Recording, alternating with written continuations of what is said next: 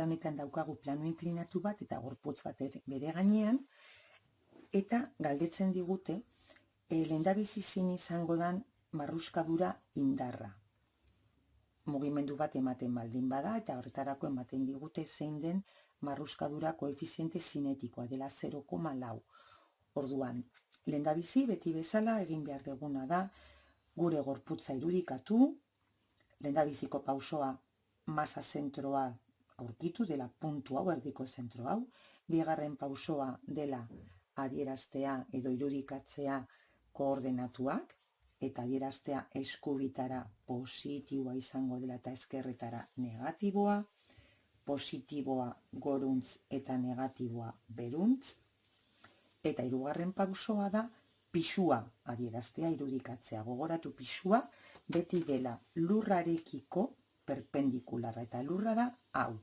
Lurra ez da hau. Hau da gure plano, bale? Ordan ez ahaztu. Lurrarekiko perpendikularra.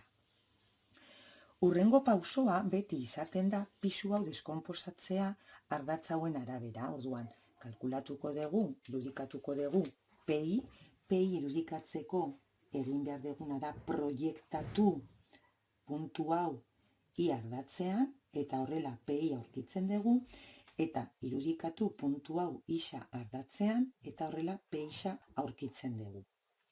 Modu honetan ja, nolabait P egongo ez balitz bezala, haude, eta dauden indarrak dira PIsa eta PI. Eta bien batuketa izango da P. Ados? Baina PIsa eta PI adierazita da nolabait P kenduko bagenu bezala.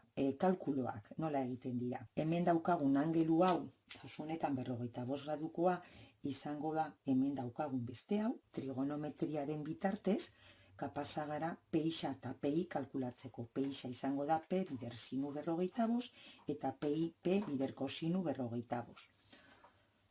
Kasu honetan, angelua 45 denez, biak berdinak dira, hau da, 383,0 newton. Atalean galdetzen digute zein den marruskadura indarra, eta badakigu marruskadura indarra dela marruskadura koefizientea bider normala. Baina oraindik ez dugu normala ezagutzen. Beraz, egin behar duguna da normal hori kalkulatu. Nola? Aplikatzen dugu Newtonen bigarren legea I ardatzean, zeren bertan agertuko zaigu normala. Normala zer da, plano inklinatuak gorputzari eragiten dion indarra, akzioa eta erreakzioa dela, eta Newtonen hirugarren legea kontuan hartuta, bale? Orduan, Newtonen bigarren legea orain aplikatzen dugu I ardatzean, beraz, sumatorio FI, izango da berdin masa bider azelerazioa I ardatzean. I ardatzean ez dago azeleraziorik, orekan dagoelako, ondorioz, gelditzen dena da normala ken PI berdin 0. Horrela, normala izango da berdin PI, beraz, izango da 683 newton. Orain ja, normala ezagutzen dugunean, posible daukagu marruskadura honetara etortzea eta hemen ordezkatzea. Orduan, ordezkatzen dugu eta horrela lortzen dugu marruskadura indarra dela 277,2 newton. Hori izango da bere balioa. Segun eta mugimendua alde batera edo bestera ematen den, marruskadura indarra beti kontrako aldera doala gogoratu. Beraz, orain pasatzen gara B atalera. B atalean esaten digutena da, igo nahi dutela gorputz hori abiadura konstantez. Hau da, azelerazioa berdin 0. Igotzen baldin bada gorputza, esan nahi du marruskadura negatiborantz doala. Eta horrek esan nahi du, igotzen baldin bada, orain arte daukagun bezala ez dago inongo indarrik, esan nahiko du hemen indar bat eragiten degula, esaten diguten bezala, horizontalki planoarekiko, beraz, olako indarra izango da, orain kalkulatuko dugu bere moduloa, daukagu azelerazioa dela berdin 0, beraz orekan dago, eta Newtonen bigarren legea aplikatzen dugu isa ardatz honetan. Esan dugun bezala orekan dago, sumatorio F berdin 0, hau da V0 ala V konstante.